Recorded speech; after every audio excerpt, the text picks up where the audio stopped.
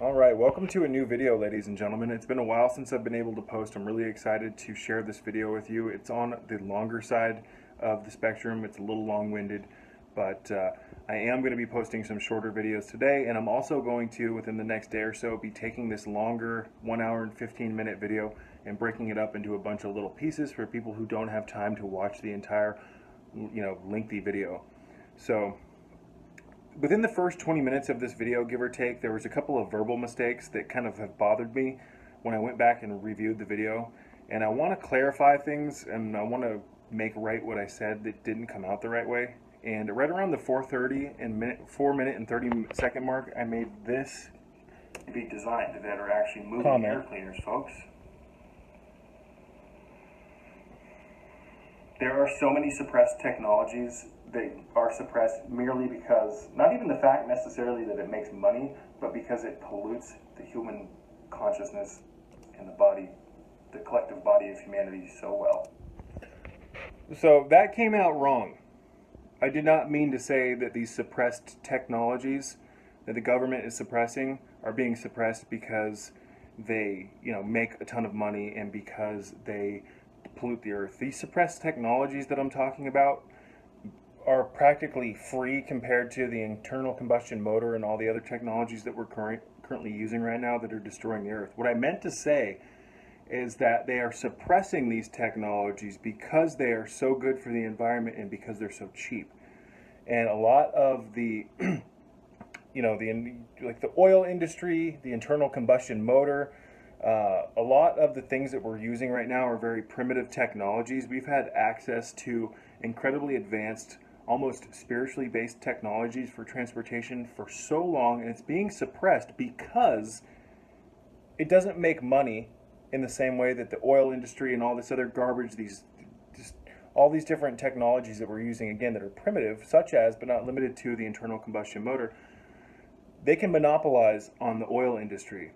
And one of the other things that they get benefit from so much from a lot of the technologies that we're using now that don't do much for the environment, they pollute the environment, is these technologies pollute the environment heavily, and because of that it destroys human health. And that's one of the agendas of the architect of this matrix, is to dumb down the environment that we live in, and by doing so it pollutes our environment, which causes our minds and our bodies to become unhealthy.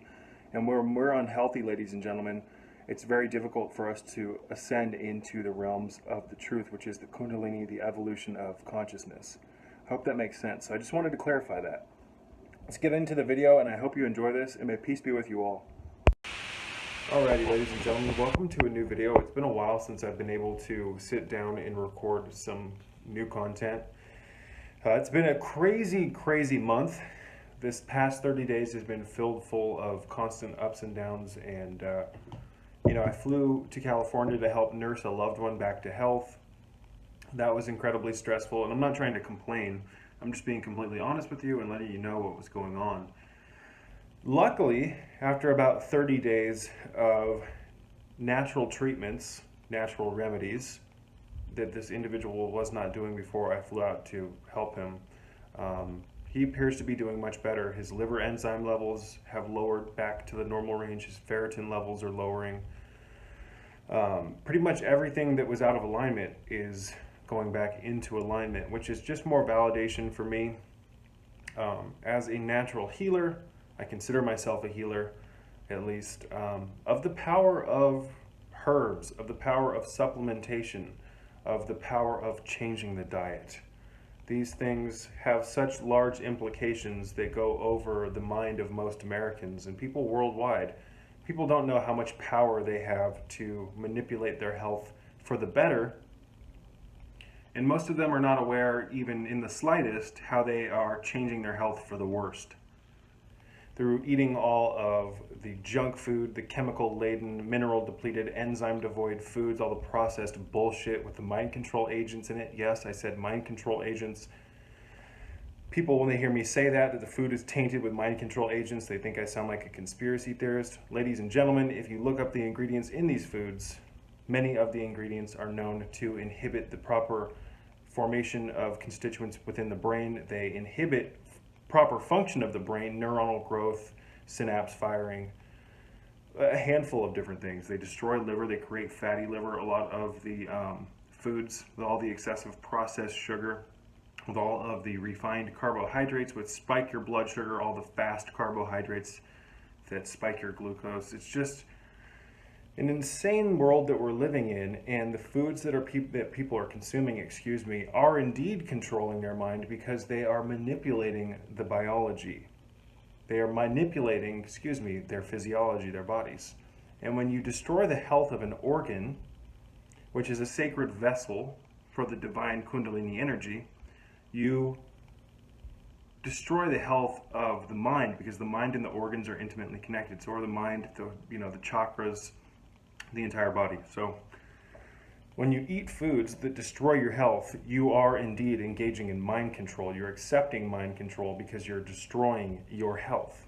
And your health is your greatest ally in this world, because it is what will allow you to walk through this world, the underworld, the land of the dead, with your health shield up. We are living in crazy times, ladies and gentlemen, and you, by default, if you want to be healthy in this world, considering just the amount of pollution in the air, you better start changing your diet for the better, because you have to consume healthy foods in this world just to be able to deal with the onslaught of toxins in your environment. The environment literally forces you. If you're cognizant enough to know what's going on, then you need to change, because the environment is so full of garbage. It's filled full of all the aerosols, all of the geoengineering residues, metals, aluminum, barium, strontium, mylar fibers, chaff, scalar waves, all of the smoke from the internal combustion vehicles. Ladies and gentlemen, we have had the ability to go to free energy sources instead of gasoline, oil, all this for years upon years upon years. In my opinion, over 60 years. But it doesn't make money, and it doesn't pollute the earth. In fact, there are forms of technology that are being suppressed that actually aid in the healing of the atmosphere. Their vehicles can actually be designed that are actually moving air cleaners, folks. There are so many suppressed technologies that are suppressed merely because, not even the fact necessarily that it makes money, but because it pollutes the human consciousness and the body, the collective body of humanity so well. And as I've said before, and I'm going to touch upon this in a few minutes when I talk about this book, which is Overcoming the Archon Through Alchemy by John Crater. I'm not exactly sure how to pronounce this. This is a great book. But as I've been saying for years, ladies and gentlemen, there is an organized structure of evil in this world that is dumbing down the health of the human mind and body so that the human body, mind, and emotions can be used as a fuel source for a hyper-intelligent, extra-dimensional group of entities. And I know that may sound crazy, but Earth has become an energy farm, ladies and gentlemen, for non-organic life forms. And all of these non-organic life forms that feed on human suffering and the turmoil, the wars, the energy put out by the wars, can be classified under one main entity, which is known by the Gnostic Christians as Adaldabaoth, or the Demiurge, which is Greek for creator. He was also known, this entity, as Cosmocrator. There's a handful of different names for this main entity, but if you study Gnosticism, which I do, I am indeed a full-fledged Gnostic, ladies and gentlemen. People ask me all the time, are you religious? What do you practice? I am a Gnostic. I have been a Gnostic for years, and especially after my initiation, when the Kundalini rose throughout my cerebral spinal system and allowed me to experience Gnosis in my early 20s. I am not trying to brag, I'm being completely honest. There's no point of me getting on here and talking and having a channel if I'm not going to be honest with you, ladies and gentlemen. I have experienced Gnosis, and because of that, my passion for Gnosticism and the study of Gnosticism is more than even the average Gnostic, who may or may not have ever even experienced Gnosis, which is, there's a mixed definition here, ladies and gentlemen, in the world of what Gnosis actually means. Gnosis is the direct merging, or it's wisdom that is attained from enlightenment, essentially. That is my personal definition of it. It's understanding through direct experience. So I want to recommend some books. This is probably going to be a long discussion. I also want to talk about a plant-based source of vitamin D with vitamin K2 in it. People ask me all the time. I've been, I found your work on vitamin D, but most of it seems to be non-vegan. I'm a vegan. Is there any is there any plant-based sources? And there are. So we're going to get into that, ladies and gentlemen. I've got a lot of stuff to cover, so just bear with me. But I'm going to recommend some books. I already showed you Overcoming the Archon through Alchemy. This book is incredible. I have it in digital format and in physical format. Just because it was so good, I read it in just a few days on my Amazon Kindle, which I recommend everybody get one of those. And then after, it's like, wow, this book was so good. It covered so many things that are so profound, and the author's belief systems are so similar to mine. I enjoyed it so much that I just had to pick up a physical copy for my collection. Cool artwork too, folks. It's like $12.99. Very little price to pay for how good it is. I do recommend, though, most of these books, if you can find them on an Amazon Kindle in e-format, I recommend getting them on your Kindle. And for those who don't know, I wish I would have brought my Kindle in here, but it's basically an Amazon e-reader. Amazon sells them. It's like a little digital device. They're about $50. It's got like an 8 to 9 inch screen.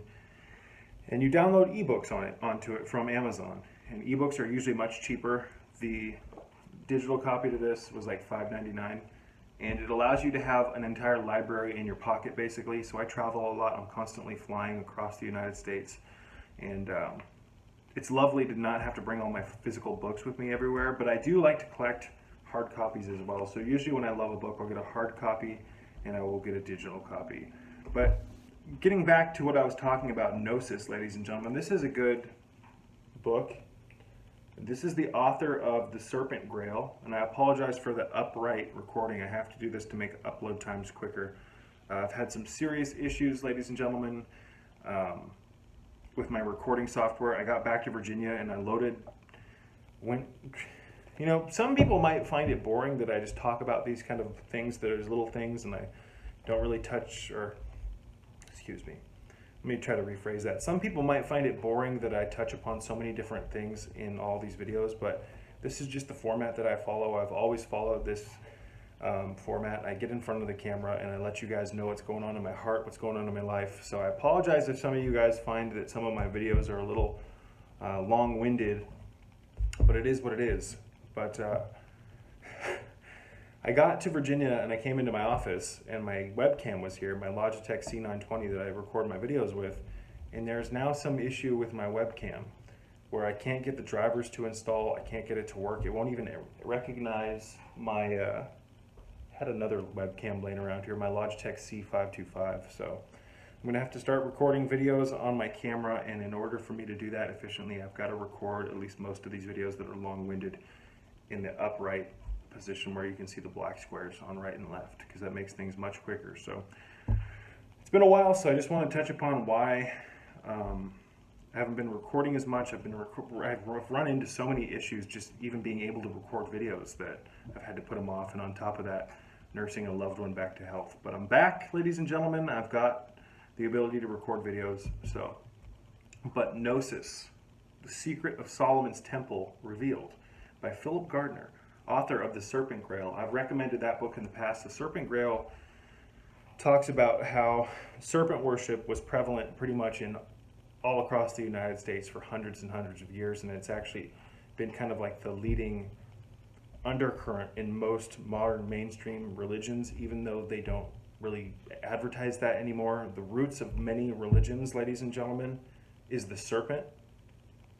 And there's a reason why. It's because the serpent is a symbol of the Kundalini energy, and the Kundalini energy bridges man's consciousness with the divine, which most people refer to as God. But this process of the Kundalini rising up the cerebral spinal system up two particular energy channels known as the Ida and the Pingala, which reside kind of in the sacral bone near the coccyx, the pelvic floor, which is known as the throne of God. But this energy resides at the base of the human spine, and when it awakens, it rises up two channels known as the Ida and the Pingala, which are like positive and negative from an electrical perspective. And because of this polarity, it creates electricity. It creates a friction, a union, which causes the Kundalini energy to not only rise up those particular paths, the Ida and the Pingala, but it rises up a very sacred channel within the cerebral spinal system known as the Sushumna. The Sushumna. And as this energy rises up the spine, it awakens and enlivens dormant energy centers within the cerebral spinal system, which have been referred to by many as chakras, which means wheels of light. And as these chakras become illuminated, it causes the consciousness, which is intimately connected to these energetic centers, which are now withered in most Americans, most people worldwide, and they bloom when they become awakened by the Kundalini energy. The brain stimulates dormant regions. The liver stimulates and awakens dormant regions of these organs awaken parts of themselves which are currently in a state of dormancy. And as that happens, the consciousness, which is connected to these organs, these glands, these endocrine systems, the blood, you name it, become hyper-illuminated due to the awakening of these dormant regions of the physiology. So the Kundalini comes along, awakens the parts of our body which are currently in a state of slumber, and when those slumbered states in our physiology awaken, the consciousness connected to them blossom as well, and you experience fourth and fifth dimensional, hyper, extraordinary, supernatural consciousness, which allows you to understand the truth of this world, which allows you to understand the truth of the energetic matrix that we live in, and that we are being used as a fuel source, ladies and gentlemen, by an off-world, hyper-intelligent, non-organic life form and its archons. Again, this entity that feeds on human emotions is known as the Demiurge in Gnosticism, or the Archon, cosmic creator, you name it.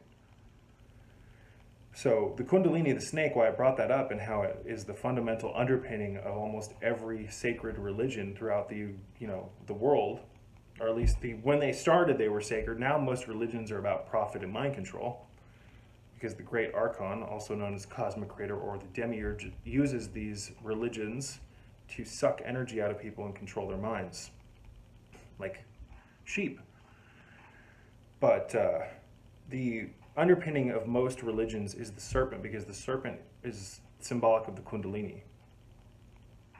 And the Kundalini is what allows you to experience the most religious states of consciousness that there are. And that's what most religions are actually about. It's about the Kundalini energy. Because the Kundalini energy connects you to the real God, the true living God, which is known as the monad from a Gnostic perspective.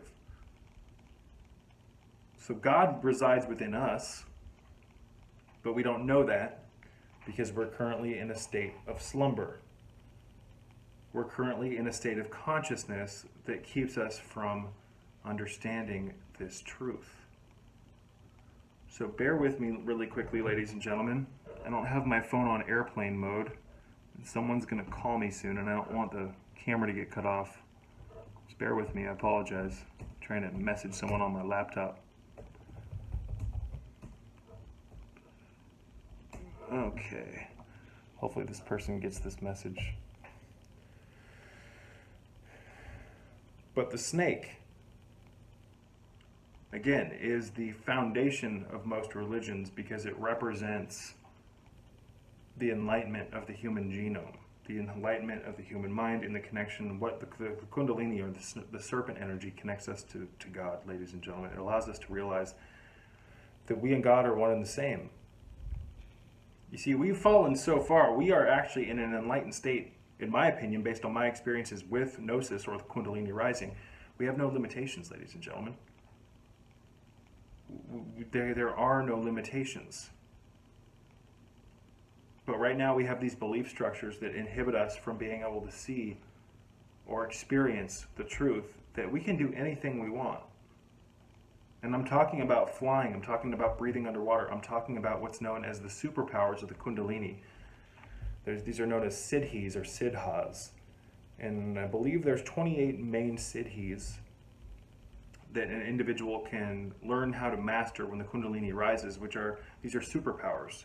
These are extraordinary, hyper, supernatural, psychic abilities that an individual can learn to do once the Kundalini rises, such as, but not limited to, breathing water, seeing through objects, teleportation. And I know it sounds crazy and it conflicts with most people's belief systems, but I don't give a shit, because the belief systems that most people adore so much do nothing but bring them strife and keep them in a box. But most people like living in a box, and that's just the way it is.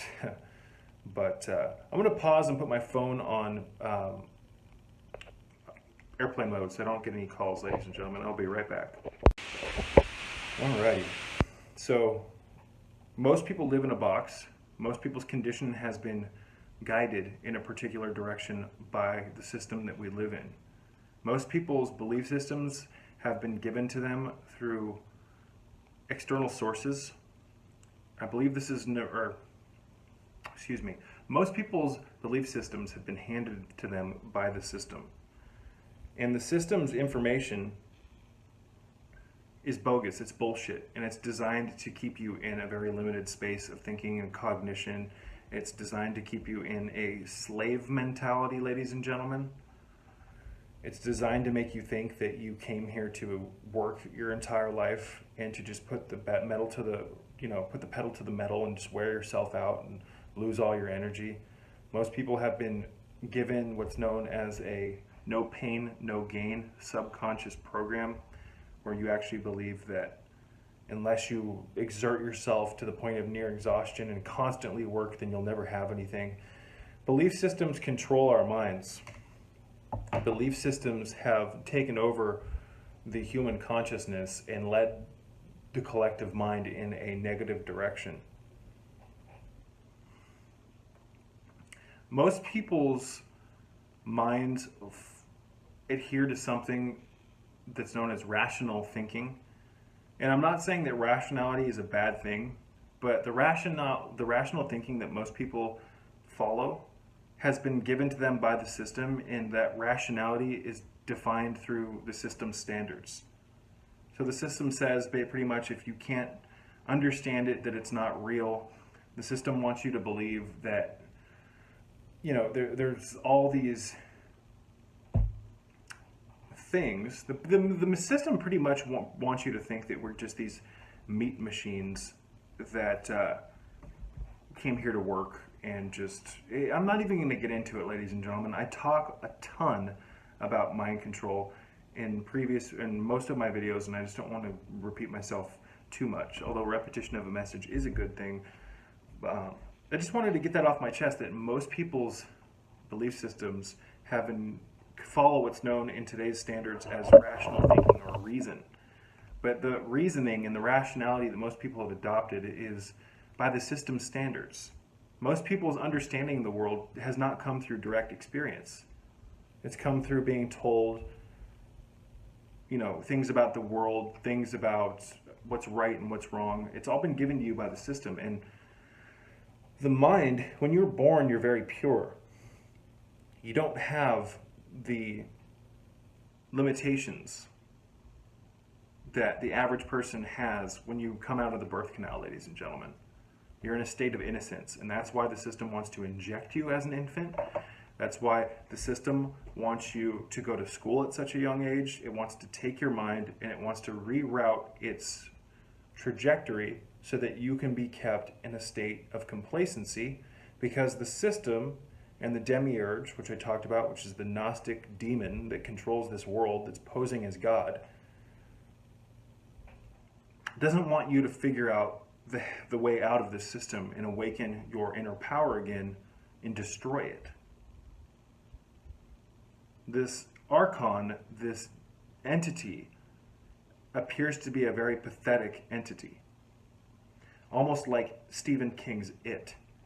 It feeds on fear. It feeds on confusion. It feeds on the energetic flares that your body puts out through your aura and the thermal layers of heat on your body when you experience strife, when you experience erratic emotions, when you experience pain and suffering and depression. Your body, and we can prove this through something known as Carillion photography, emits energy.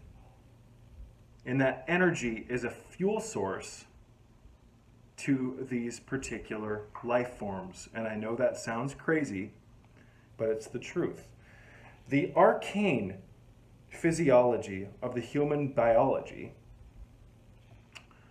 the arcane template, which is a term that I've come up with to describe the fact that man and womankind, there's a physical body, and then there's all these portions of the physical body that are energetic. These portions are known as subtle organizing energy fields, and we can no longer see them anymore because we exist in a mind-controlled state.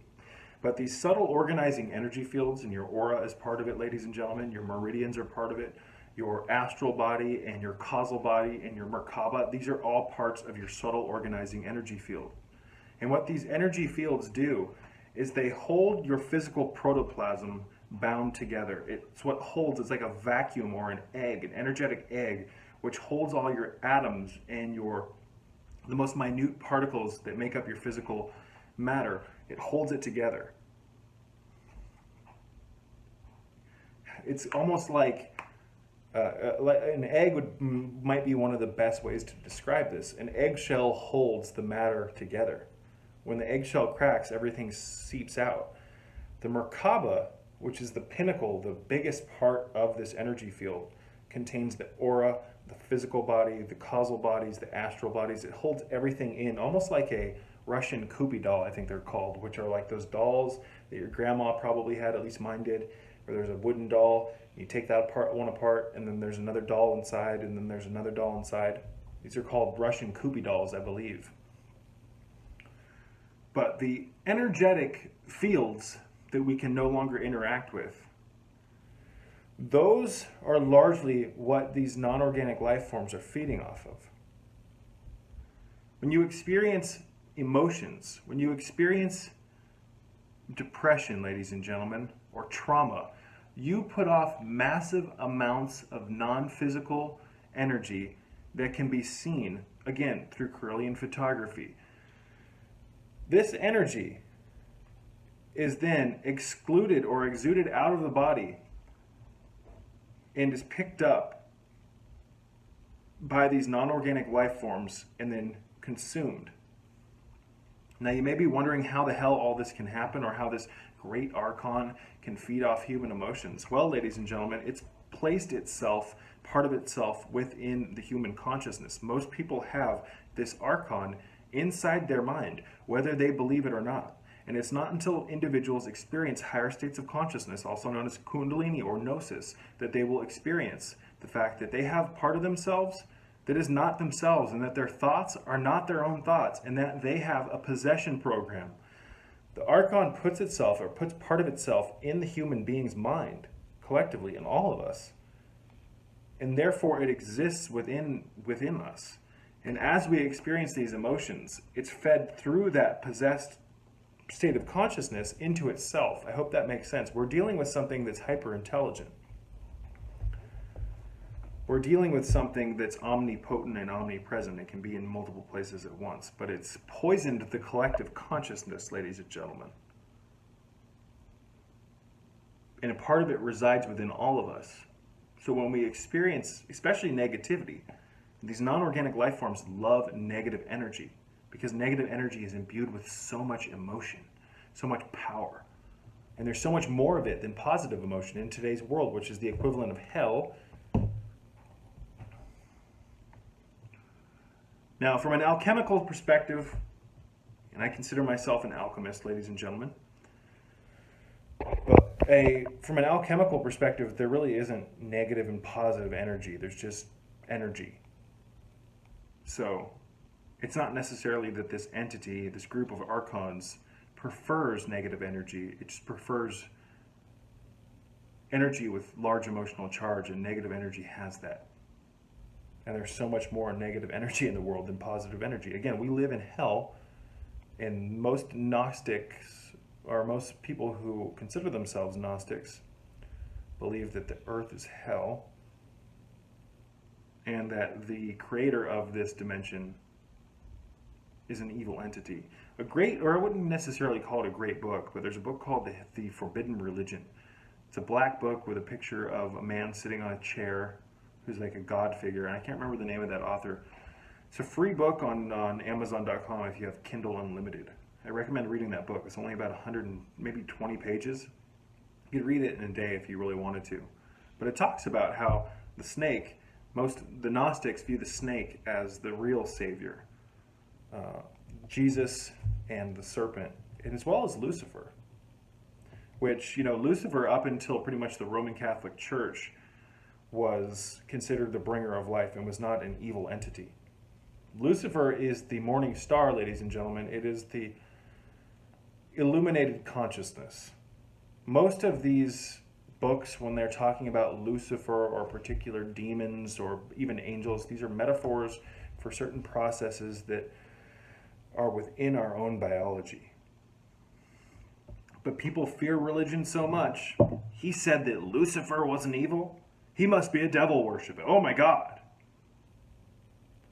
Ladies and gentlemen, it's just most people who, and I'm not bashing Christianity per se. I believe in Christ.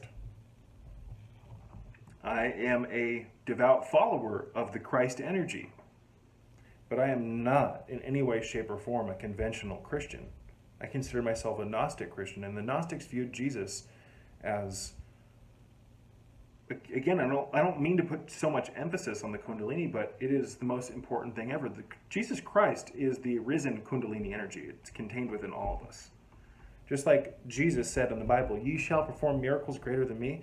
What he was saying there is, you have the ability to awaken the same processes within my body and mind that I've awakened, and when you do so, you'll be able to perform miracles like I do. Jesus Christ was just an individual walking through the earth with his Kundalini awakened. And because of that, he could achieve miracles and heal people because he had access to what I said earlier about the superpowers that you can experience, the extraordinary psychic powers that an individual can practice when his siddhas or siddhis are attained, which are the superpowers of the awakened mind, the awakened body, which can only happen through Kundalini, which is known as Gnosis. Direct connection with the divine through these biological processes of our chakras awakening. Where was I going with that? Excuse me.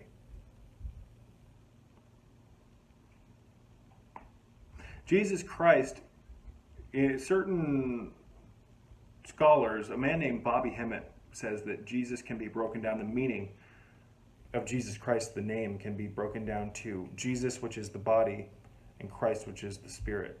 Jesus, which essentially means body and spirit. Spirit is the Kundalini, the alchemical or elixir of eternal or immortality, the Philosopher's Stone. They were awakened to Kundalini. So that is the spirit. So Jesus, body, Christ, spirit, body, and Kundalini mixed create the perfected human, which is the alchemical mastery. It's the great work, refining the self, distilling the dross out of the human consciousness and the human body. And from an alchemical perspective, dross, ladies and gentlemen, why is my camera freaking out? Dross is the, let's see if that's any better. Dross is the unnecessary, non-refined parts of a substance. So you could think of, for a metaphor, water distillation. You have water, Alchemy is largely a process of transmutation and a process of manifestation, and the two are different, but let's talk about transmutation. When most people hear of alchemy, for instance, oftentimes they think of like potion bottles and people in robes in weird basements and dungeons trying to find an alchemical elixir and, these potions for long life. And when most people study alchemy, they find information about how people have alchemists are pretty much mainly interested in taking or trying to figure out how to turn lead into gold. Most of the alchemical stuff, ladies and gentlemen, is metaphoric. And turning lead into gold is a metaphor for refining your body and your mind into what it was designed to be. You see, we've fallen to a state of consciousness and physical lack of health that is so bastardized and manipulated and fucked up, excuse my language, that we can consider this state of being that the average individual is currently living in. That's the lead. And to turn lead into gold is to take that, what you are now, and refine those parts and get rid of all the unnecessary materials so that you can become enlightened again, which is symbolic. Gold and enlightenment. This is the symbolism of the solar symbolism of enlightenment. The sun rises, the gold. You can rise up like the phoenix. But it's hard to do that when your body has been so manipulated that you have multiple layers of yourself that are shut off.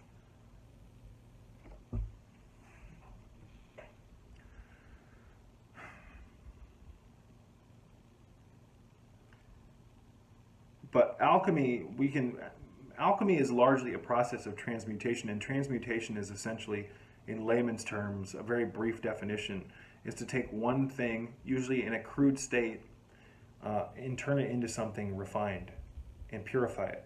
Transmutation is largely an act of purification, and when you purify something, you refine the parts that are essential and you leave behind what's non-essential, which is known in the alchemical world as dross. You could call it shit, you could call it waste, but most people refer to it as dross.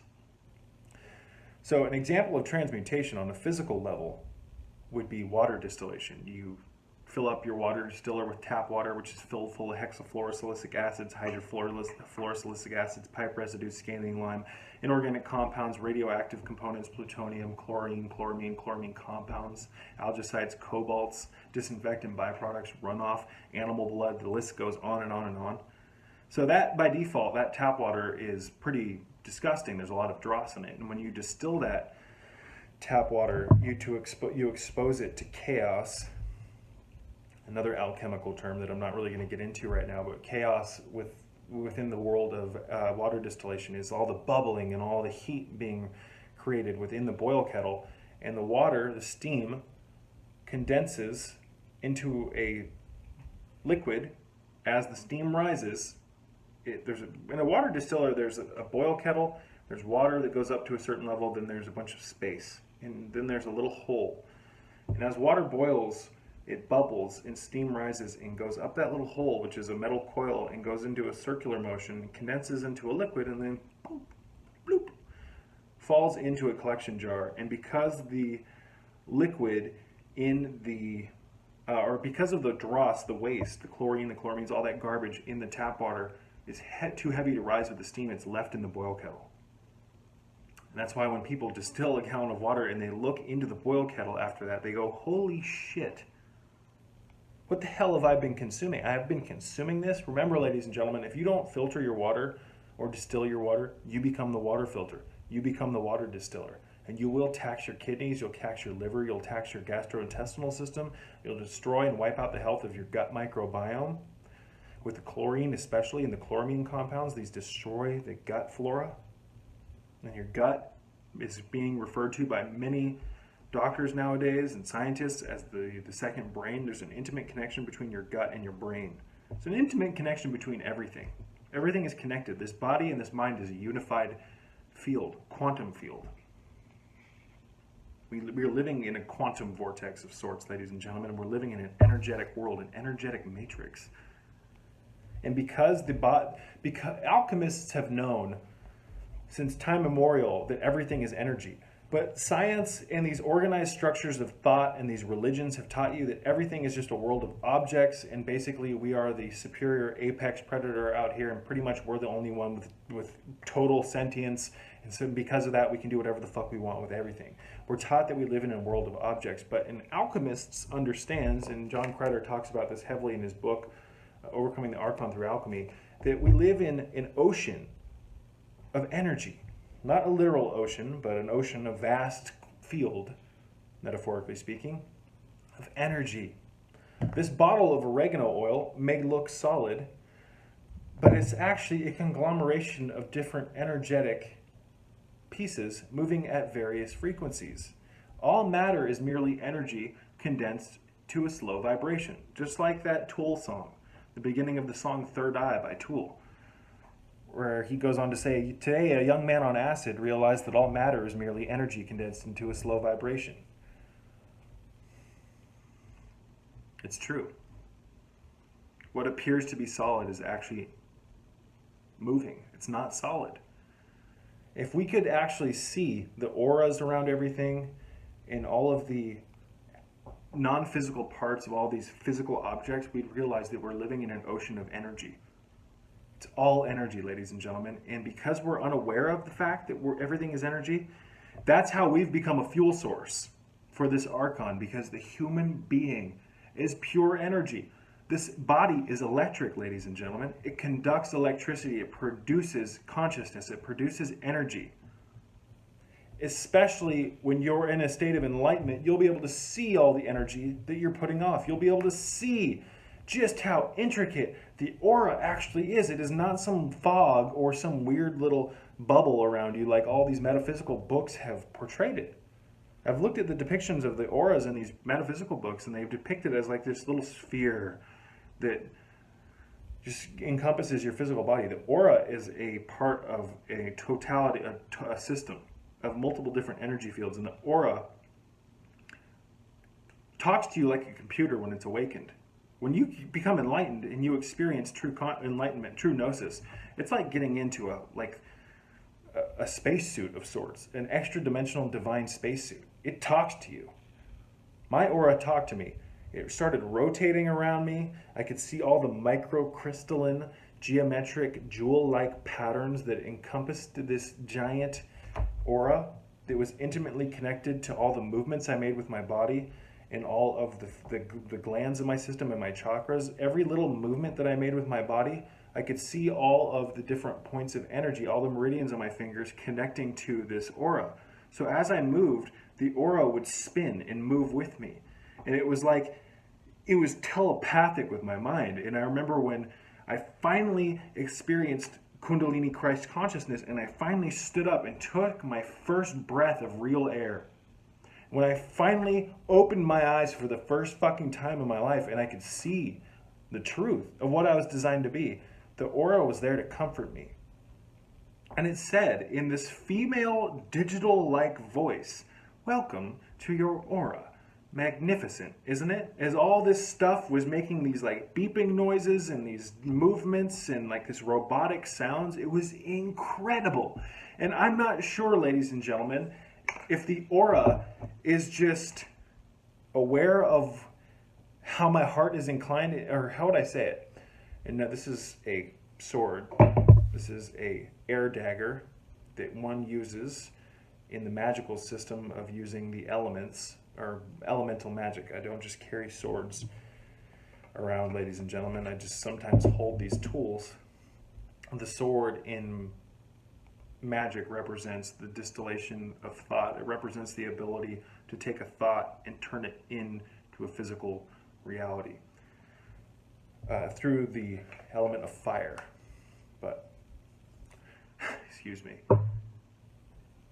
Sometimes I'll hold those tools, my wands or my earth pentacle. I am a practicer of magic, but I think, I'm not 100% sure if the aura, if someone else were to experience Christ consciousness, if they experience the same thing. I think that this intelligence is so smart that it produces enlightenment based on your heart's desires. So I found like, I find futuristic things very interesting. So I think it may have communicated with me like that in that digital voice because it knew I would like that. I'm not 100% sure. I'm still trying to figure all this shit out. These states of consciousness were so divine and so non-ordinary and so bizarre and so hyper-advanced that I'm still recovering from them. And I've had a handful of these experiences in my early 20s. And it did drive me crazy for a while. The glory of these states of consciousness, the glory of seeing these angels that visit you when you experience these states of consciousness, when you experience grace, which is what Kundalini is. It's an act of grace. people go, I want to experience this. I'm ready. I think a lot of people just want an experience. I don't think most people are ready for this, because it will most likely drive you absolutely batshit. Because when you experience these states of consciousness, when you experience Gnosis, it burns down everything else that you've known. It takes away, excuse me, ladies and gentlemen, it destroys all the belief systems that you've erected up until that point. It melts your ego. And that may sound great to some people, but when you melt your ego, you melt your foundation. You melt the little, these belief systems that you've molded since you were young that allow you to walk or navigate through the land of the dead without going absolutely insane. You've been thrown into a dimension where you've been turned into an energetic slave. They've taken all of your power away, ladies and gentlemen. They've taken all of your power away. They've taken your divinity away. Just like Morpheus says in the first Matrix, that you are a slave, Neo. Like everyone else, you were born into bondage, born into a world that you cannot take, or born into, I can't remember the exact words, but he says something to the effect of, that you were born into bondage, born into a prison that you cannot touch, taste, hear, feel, or sense, prison for your mind. And what does Morpheus say in that movie? That they turned human beings into a battery, an energy source, ladies and gentlemen, an energy source, which is what you are for the great Archon and its many hierarchies of Archons that are controlling this world. Just like Tahuti, also known as Thoth or Thoth, in the Emerald Tablets of Thoth, the Doriel version, the translation, which is translated by the Great White Brotherhood, Thoth goes on to say that these Archons have pretty much taken over this entire universe and want your soul trapped here in this world. Read the Emerald Tablets of Thoth. Read the Key of Magic. Read the Key of Wisdom. Read what he says about these Archons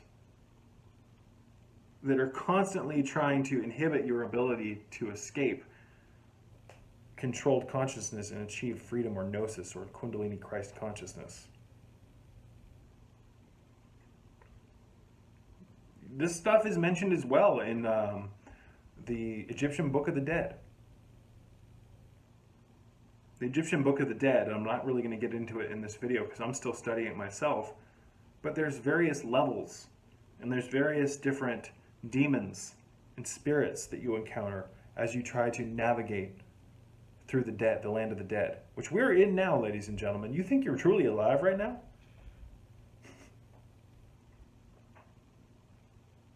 Most people don't know what it's truly like to be alive, because we exist in a fragmented state of consciousness. Philip Gardner's book, this is Gnosis. This is an interesting book. His book, The Serpent Grail, is really good as well. He talks about how many of these ancient cultures worshiped the serpent, and they also took the blood of the serpent and mixed it with the venom and created an elixir of sorts, and how this was kind of the root of the Holy Grail mysteries. Now, to me, the Holy Grail is something within the brain, within the body, and so is the Solomon's Temple. The secrets of Solomon's Temple revealed.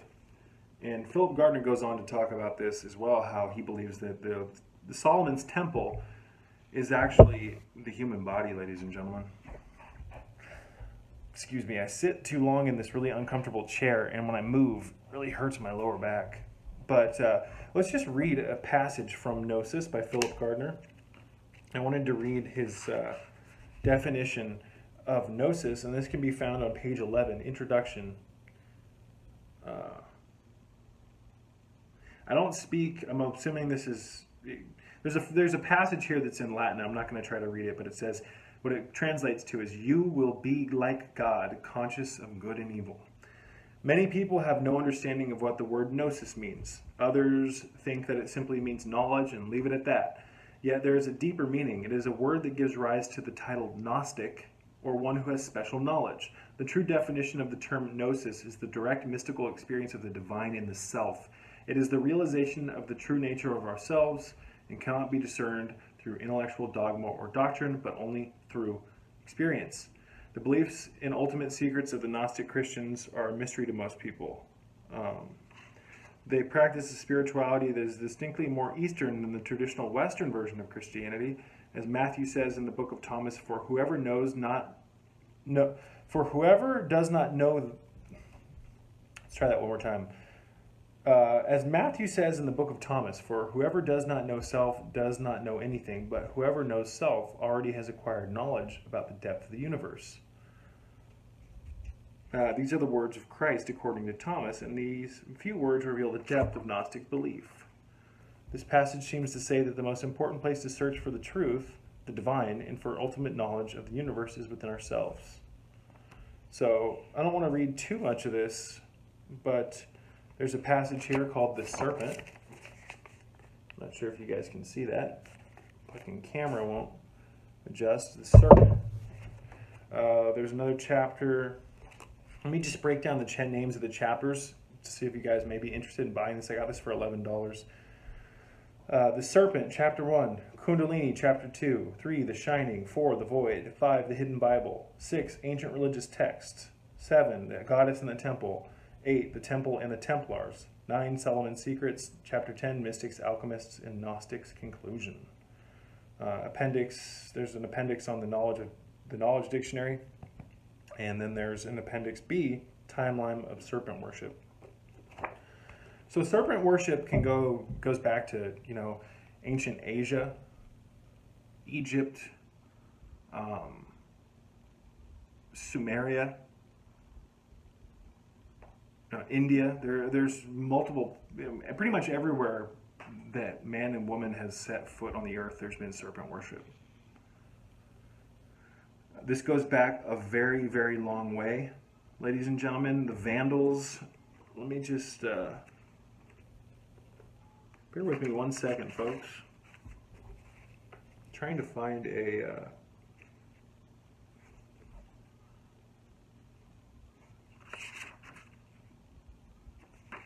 here's an interesting passage. The snake is intricately linked with magic and mythology in almost every culture.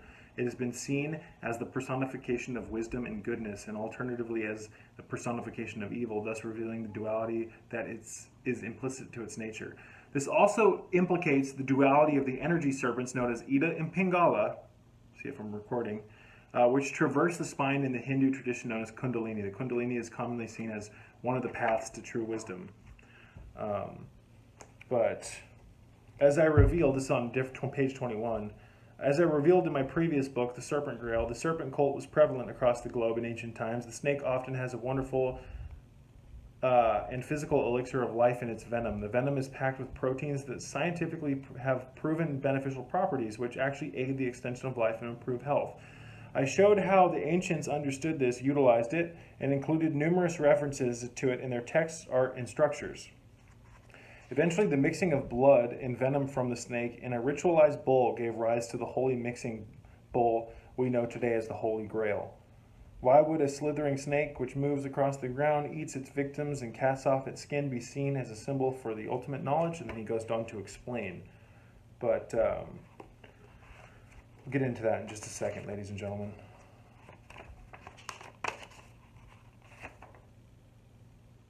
Yeah, it is said that the women of the Vandals who worshipped the flying dragon kept snakes in hollowed oak trees and made them offerings of milk. It goes on to show, this book talks a lot about, how many cultures and whatnot venerated the snake. And it's because of the Kundalini energy. It's also because of the fact that snakes are one of the most magnificent, energetic creatures in this world, if not the most.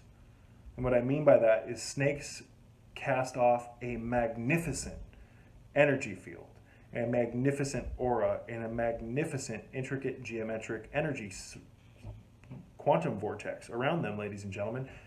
On top of that, snakes are much more intelligent than you probably know. Snakes can perform Shaktipat, on human beings. And Shaktipat is the initiation of Kundalini. They can actually activate Kundalini, and this may sound batshit, but it is the truth. And I know this because in my early 20s, a ball python serpent by the name of Apollo that I had at the time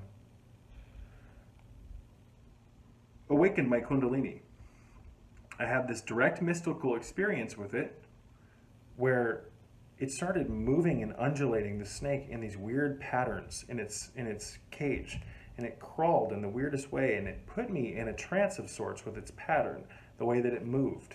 Snakes are very hypnotic. They can actually put people into states of hypnosis. This snake put me into a state of hypnosis, and once I was mildly sedated and hypnotized, it proceeded to weave light, which I could see at the end of its tongue, and it turned this light into an energetic pattern, which it then projected energetically through the air, this little geometric symbol, into my chakra, my base chakra, where that symbol went into my chakra, locked into the main chakra, my Muladhara root chakra, like a key going into a lock, and it turned my chakra on. It removed the negative engrams of my chakras. And that's when the Kundalini rose. So Shaktipat is initiation. Let me just look up a definition really quick, ladies and gentlemen, if I can. Define. I know how to explain it, but I'm gonna see if there's this easier way of describing it. Shaktipat, Sanskrit from Shakti or psychic energy, and Pata to fall, refers to in Hinduism to the transmission or conferring of spiritual energy upon one person by another. Shaktipat is considered to be an act of grace, anugraha, or the part of the guru to the, or on the part of the guru to the or the divine. So it's basically an enlightened individual or a master can actually, through Gabriel Cousins in his book Spiritual Nutrition, 6 Foundations to Awaken Kundalini, talks about how one of the times his guru, and I can't remember who his guru was, made Gabriel open his mouth, and the man just breathed energy into Gabriel's mouth, and it completely awakened his consciousness. It's because these masters are actually controlling energy with their breath. They can move energy with their minds, and they can actually awaken other people's energy centers. So snakes are sacred because they can actually awaken this Kundalini energy. There are manuscripts that Philip Gardner talks about, I believe in this book, Gnosis, where these ancient cultures, it was common for to have a pet snake, just free in the house like a dog. And the kids would play with it and talk to it, and it was just like the family friend. Today's culture, if you don't, it's just common to have a dog or a cat, but the ancients were privy to how sacred serpents were, ladies and gentlemen. I've had them. I've had boas. I've had pythons. I've interacted with rattlesnakes, a whole host of different things. Snakes are divine. So I wanted to lay out a few books. I don't mean to go into too many things about, Kundalini. I know I talk about that a lot, but that's because the foundation of my channel is to inspire people to reach for Gnosis, to reach for the truth, and to shed the shackles of mind control that have been placed on them by the system. The only way to truly do that is to reawaken the energy centers within the human biology, the human physiology and mind that have been shut off. And the greatest way to do that is to start practicing alchemy, to get the health back through dietary alterations. One of the greatest ways that you can begin taking your health back, ladies and gentlemen, is by taking care of your health, which is being deliberately attacked in this system. We live in a world now where we are exposed to 100 million times more electromagnetic pollution than our ancestors were. And that is a legitimate, real statistic. I'm not going to give the sources in this video. I will do it when I get my camera back or my webcam back up and running and I can do screen sharing. But I'm going to have to pause here in a minute. I can't tell how much battery I have left, and I've been going about 40 minutes, but we'll continue. This book is a great primer on how to begin practicing alchemy. John Kreider talks about the Trinity of alchemy, the true Trinity, which are the 3 polarities of the alchemical Holy Trinity. Let's see if you guys can see that, which is the in polarity, the out polarity, and the void polarity. Teaches you how to start sucking in energy from the world around you and storing it within your Philosopher's Stone, or the little section within your gut. He teaches you how to take all of your energy back and create an energy field around your body so that you're not constantly bleeding energy out for non-organic life forms to feed off. And not to mention just taking your energy back that you're constantly exuding and bringing it back into your system so that you're not constantly like a wet towel that's being wrung out, losing your energy, folks. Alchemy is about acquisition of power. And you do that by taking your energy back, because alchemists know that everything is energy. This world of supposed physical matter is merely energy. All matter is merely energy condensed to different vibrations. Once you become aware that everything is energy, the entire narrative, the entire playing field changes. And you'll realize that life is merely this dimension that we live in, a matter of energy transference and energy consumption, acquisition of power through energy consumption, and redistribution and maintaining our energy. Alchemy is not about sitting in basements and mixing potions, although there's validity to that. That's not the foundation of what it is. Alchemy is about transmutation of the self, evolution of consciousness and mind and body, and we do that through obtaining power. We do that through taking care of our health. So, you know, this is such an amazing book. I can't recommend it enough. Let me see if there's a passage here that I can read, just a brief one. I want you guys to actually pick this one up. He goes on extensively to talk about how our energy is being consumed by the Archon. And when I read this book, it's like, holy shit, this man has very similar belief systems to mine. And I learned a lot from reading this book. I'm not trying to sound egotistical and just say, oh, he's just talked about everything I already knew. There was a lot of it that was like that, but I learned a lot as well.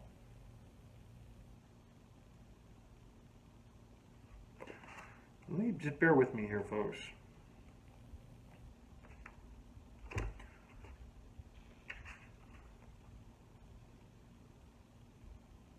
When an alchemist sees the world, he or she does not see the same thing that other people do. Actually, it would be more precise to say that for an alchemist, there are many different ways to view the world, and there's only one that he or she would consider most accurate.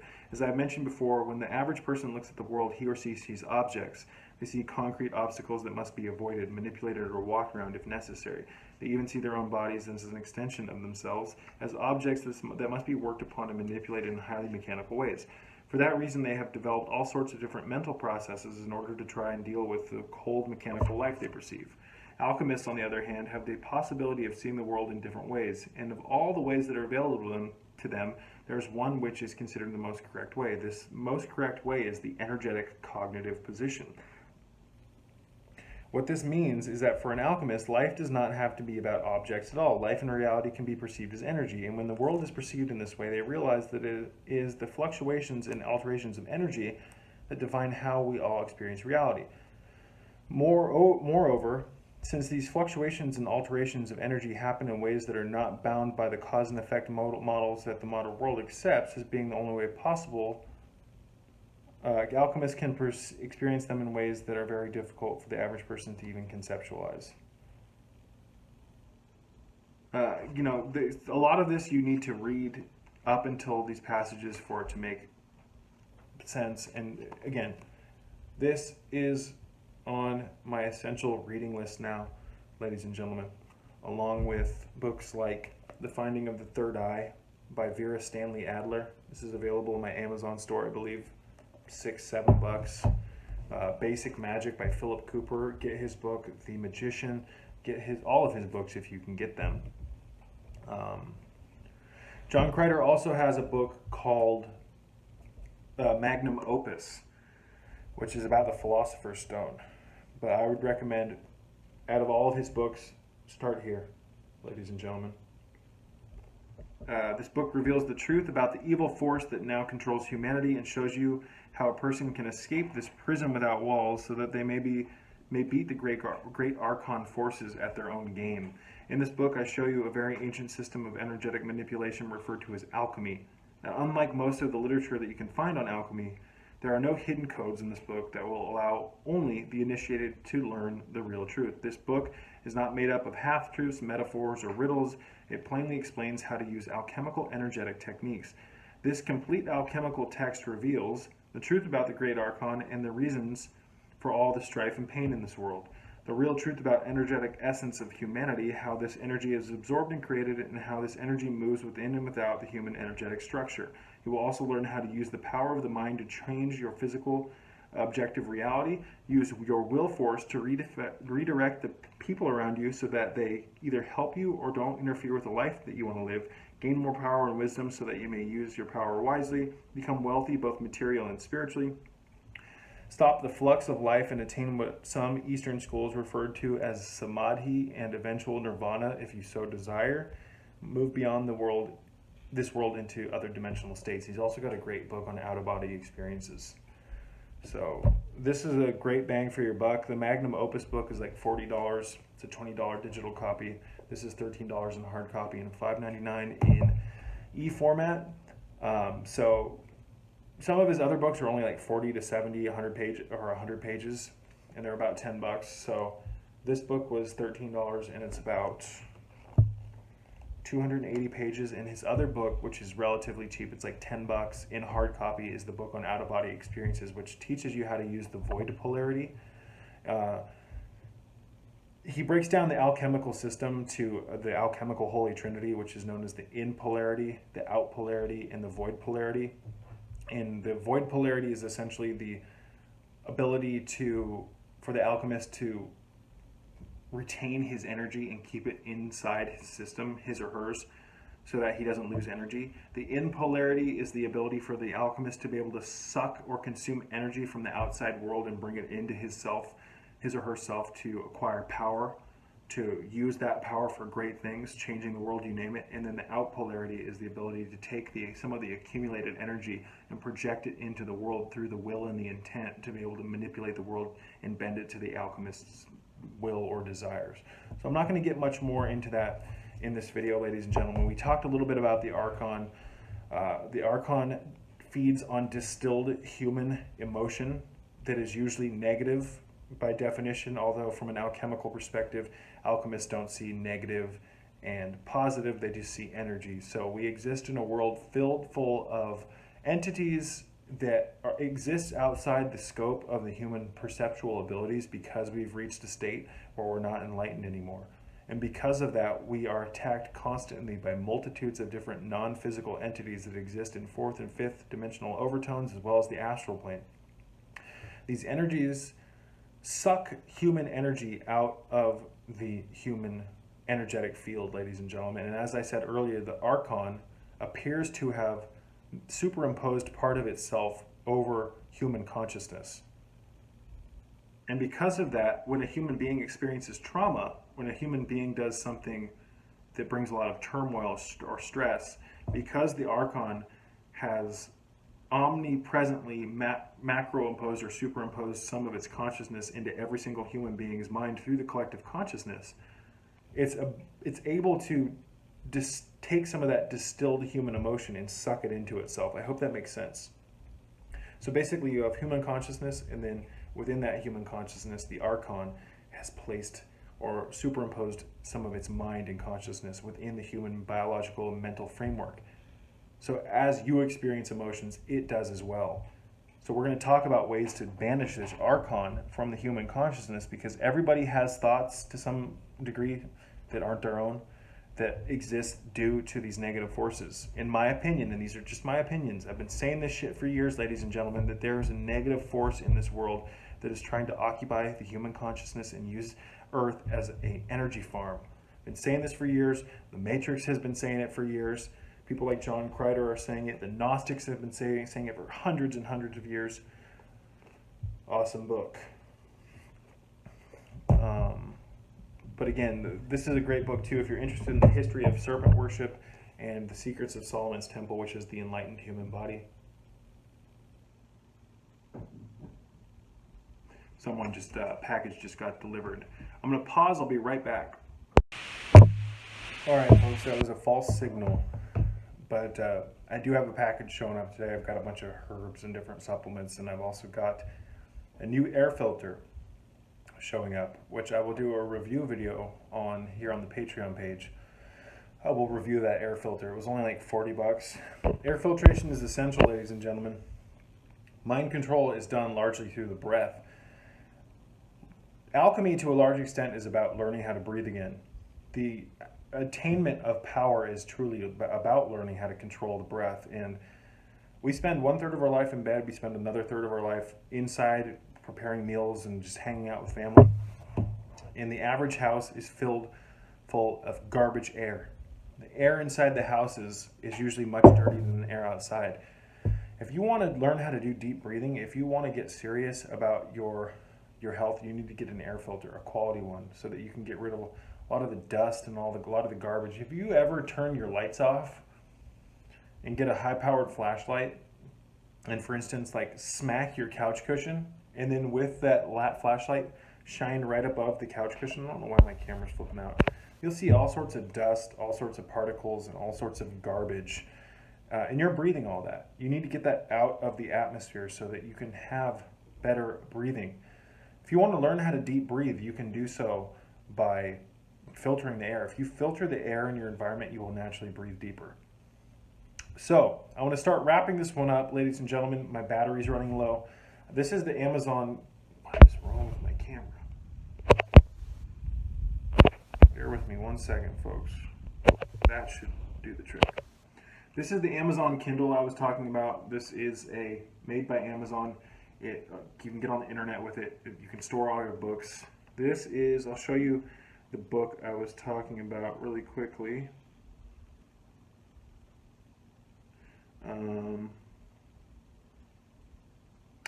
This book. This book is called The Forbidden Religion.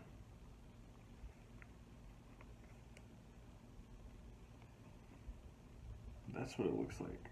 And of course, you can't really see what's going on, but it's a picture of a kind of a god figure sitting on a chair, ruling over a bunch of people. But this was like 50 bucks. One of the greatest investments ever for study. This is a tea that I recommend to many of my clients that I want to recommend now. This is called Detox Tea. This is by Triple Leaf Tea, ladies and gentlemen. And this has Schizandra in it. It's got faux tea. It's got Solomon's seal, the root. It's got a handful of really, really interesting Chinese herbs that many people have never consumed. And this tea is so good for your liver and your elimination channels. I try to drink this every week. This is great. This is affordable. You can get 6 boxes of it for $20 on Amazon. Now, I said earlier in the video that plant-based vitamin D. This is by Nutriflare. This is vitamin D plus K2. It's got K2 as menaquinone 7, MK7. It's got bioperine black pepper extract, and it's got vitamin D in a vegan form. This is 5,000 IUs. This is awesome stuff. It makes you feel great.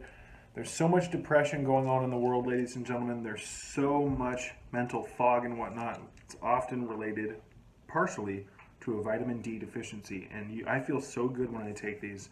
Take one of these a day. This was $13.99. You get 90 of them. That's a great deal. And it's plant-based. It's not made from lanolin, which comes from sheep's wool. So, and I also have some ashwagandha powder. If you are stressed out, ladies and gentlemen, if you are having difficulty sleeping, if you are having trouble with memory recall, if you just feel like shit in general, if you feel like your mind doesn't work right, if you have mental fog, if you lack creative thoughts, for instance, if you're a writer or a musician, ashwagandha is incredible. It is one of the most powerful herbs I've ever taken. This is actually a root, but ashwagandha is known as Indian ginseng because of how valuable it is to the practitioners of the Ayurvedic medicine system. This is one of the king herbs. This is considered one of the king herbs within the Ayurvedic system of healing. This is premium grade, raw from India, certified organic. I take a half a teaspoon to a full teaspoon a day, and I feel like I am high as a kite, and I feel great. Communication is better. This is great for social anxiety. This is great for depression, in my opinion. And again, these are just my opinions, but do some research on ashwagandha. It's incredible. for lowering cortisol, for lowering stress, for just putting you in a state of mind where you feel more grounded, and it's like your mind stimulates you in a way where life is more interesting and you just feel loved by this root. This is a very, very advanced natural medicine in my opinion. But I'm going to start wrapping this one up, ladies and gentlemen. This is what the detox tea looks like. It's delicious. And I also drink a lot of Tulsi, which is also known as holy basil. And this has 3 different types of holy basil in it. Great for stress, great for lowering cortisol. I just want to see you thrive. I want to see you become the best version of yourself. I love all you guys. I got a ton of videos planned for this month. I've also got some oil of oregano right here. I take this pretty much a few times a week, sometimes every day. And I've also got some colloidal silver here. I'm going to talk more about mixing colloidal silver with oil of oregano and elderberry. It's going to get cold here, ladies and gentlemen. Flu season is getting closer and closer. And during flu season, I take elderberry, I take oil of oregano, and I take colloidal silver. I haven't been sick in years. I don't get sick anymore. This is black elderberry. This is one of the greatest things to take for immunity in flu season. And I don't get the flu shots. I don't do that insane. I'm not even going to get into it. But this is the Vital Herbs. I talked recently about this on a video. Just showing you guys a few products before I wrap things up, because I like to end giving you guys some solutions and whatnot, or some options if you're interested in using these products. It's really fun to experiment with the products and to really practice this type of internal alchemy on yourself. Vital Herbs is a whole foods, plant-based, natural, non-synthetic vitamin and whole foods mineral source. It contains Jurassic greens, which is alfalfa, barley, and non-hybrid wheatgrass, rose hips, oat straw, ginger root, dulse leaf, organic dandelion root, kelp plant, spirulina, Irish moss, beetroot, nutritional yeast, cayenne pepper, wildcrafted blue violet leaf, and organic carrot. And this is a natural multi-mineral and multivitamin. If you're interested in that kind of thing and you want to avoid the synthetics, I use both. I take synthetic B vitamins and I take natural vitamins as well. I try to get a bulk of my nutrition from the food that I eat, but in a world where the soils are toxic and all the acid rain and the pollution, that's just not possible, regardless of what you're doing. Supplementation is essential, and we're going to get into supplementation much deeper tomorrow, and I'm going to show you guys the air filter and how to outfit one or your house with one. Air filtration is essential. Let's take our power back, modulate what we put into our systems, learn how to breathe again, get adequate levels of sunshine, ground ourselves to the earth, and attain Gnosis. Let's change the world, ladies and gentlemen, by changing ourselves and turning our alchemical lead into gold. Peace be with you all. I can't help but ask myself daily, what the fuck is actually going on here? I have witnessed so many radical changes to this world in the 32 years that I have been here, most of them sadly drenched in evil. The enemy is busy building its empire, a dystopia built upon the ashes of a free world forgotten. AI, surveilled, digitized, genocide, scorched earth, hive mind, drone. We are being led by demons, masquerading as our saviors. An iniquitous oligarchy composed largely, but not entirely, of an elite class of psychopathic technocrats, eugenicists, behavioral psychologists, etc. Operating entirely through subterfuge, this consortium of evil has created a most genius veil of camouflage, enabling them to quite literally pose as a knight in shining armor coalition of humanity's saviors, promising to liberate the masses from the very afflictions that this inner circle of evil gave birth to. Ephesians 6:12, for we wrestle not against flesh and blood, but against principalities, against powers, against the rulers of the darkness of this world, against spiritual wickedness in high places.